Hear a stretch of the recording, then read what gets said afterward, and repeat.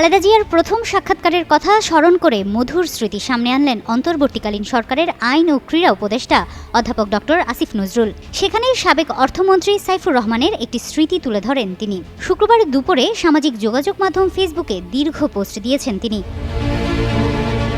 আসিফ নজরুল জানান, তিনি অনেক আগে থেকেই বেগম খালেদা জিয়ার ভক্ত ছিলেন এবং খালেদা জিয়াও তাকে একজন সাংবাদিক হিসেবে পছন্দ করতেন। তিনি স্মরণ করেন 1988 অথবা 1989 সালে ধানমন্ডিতে বিএনপির কার্যালয়ে খালেদা জিয়ার সঙ্গে তার একটি সাক্ষাৎকার হয়। সে সময় লিখিত প্রশ্নের উত্তর দেওয়ার পর খালেদা জিয়া তাকে সরাসরি মুখোমুখি প্রশ্ন করার সুযোগ দেন। তিনি আরও উল্লেখ করেন, তখন বিএনপির বিভিন্ন বিষয় দেখভাল করতেন ফজলুর রহমান পটল এবং দলের মহাসচিব ছিলেন ব্যারিস্টার আব্দুস সালাম তালুকদার। ছাত্রদল সভাপতি আসাদুজ্জামান রিপনকে সঙ্গে নিয়ে তিনি খালেদা জিয়ার কক্ষে প্রবেশ করেন। কক্ষের ভেতরে খালেদা জিয়া একটি বড় টেবিলের পেছনে বসেছিলেন। সামনে রাখা চেয়ারে তিনি ও রিপন বসেন এবং ঘরের অন্য প্রান্তে বিএনপির কয়েকজন সিনিয়র নেতা অবস্থান করছিলেন।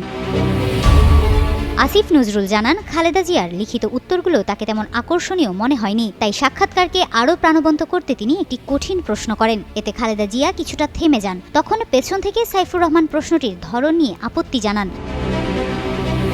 তিনি লেখেন, সে সময় তিনি তরুণ ও কিছুটা রাগী ছিলেন, তাই সাইফুর রহমানকে তিনি জানান যে তার সাক্ষাৎকার নেওয়া হচ্ছে না। এতে পরিস্থিতি উত্তপ্ত হওয়ার উপক্রম হলে খালেদা জিয়া নিজেই সাইফুর রহমানকে থামিয়ে দেন এবং পরে হাসিমুখে ওই প্রশ্নের উত্তর দেন। এরপরও তিনি 4-5 বার খালেদা জিয়ার একান্ত সাক্ষাৎকার নেওয়ার সুযোগ পান।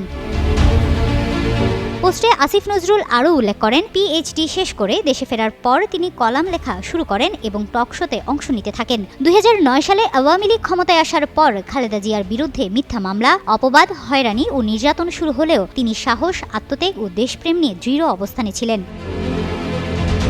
আইন উপদেষ্টা বলেন, ওই সময় থেকেই খালেদা জিয়ার প্রতি তার ভালোবাসা ও শ্রদ্ধা আরও গভীর হয়। শেখ হাসিনার শাসনামলেও তিনি প্রকাশ্যে এই শ্রদ্ধা ও সমর্থন জানাতে কখনো পিছপা হননি। তার ভাষ্য অনুযায়ী দীর্ঘ 15 বছরে মির্জা ফখরুল ইসলাম আলমগীর ছাড়া বিএনপির খুব কম নেতাকে তিনি খালেদা জিয়ার পক্ষে এভাবে কথা বলতে দেখেছেন।